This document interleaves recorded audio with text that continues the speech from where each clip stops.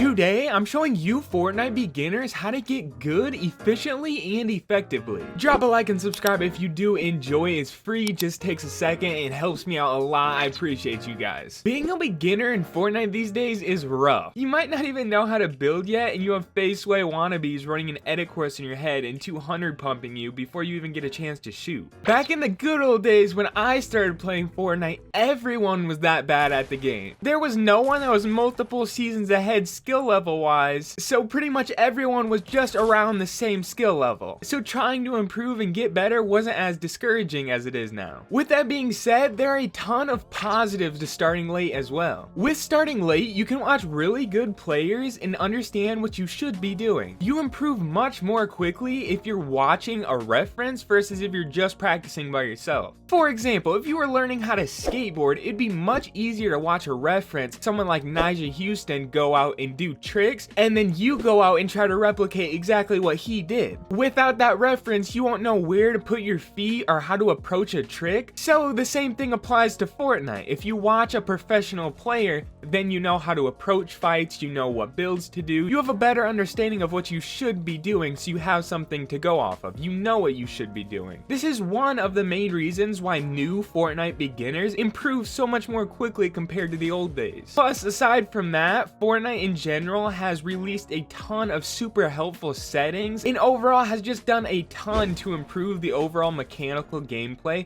especially since the OG days. Now us controller players have all these advanced controller settings. We can specifically change our build sense, our aim sense. We can go from linear to exponential. We have all these different options. We have custom binds now. That's just one example of how they've really improved the mechanical aspect of Fortnite since the earlier seasons. So you new beginners don't have to play on those old settings for so long. You just get the good stuff right off the bat. So first tip, as I just said, watch pro players. And don't just watch for entertainment, watch to learn. You'll want to pay close attention to the types of builds they do, to the edits they make, to the movement they have. You want to pay attention to everything. Then when you go in to actually play Fortnite, remember what you watch and try to replicate that. If you saw Clicks use a high ground retake that you really like, try to replicate that and learn how to do the high ground retake. If you saw Benji Fishy made a good edit that led him to getting a good shot, then practice doing that edit. It's simple stuff like that that can really improve your game fast, especially as a beginner. The second tip is to optimize your binds and your settings. Having optimal binds and settings is huge for improving fast. If you don't optimize your binds early, then you're essentially holding yourself back the entire time. So because of that, you'll want to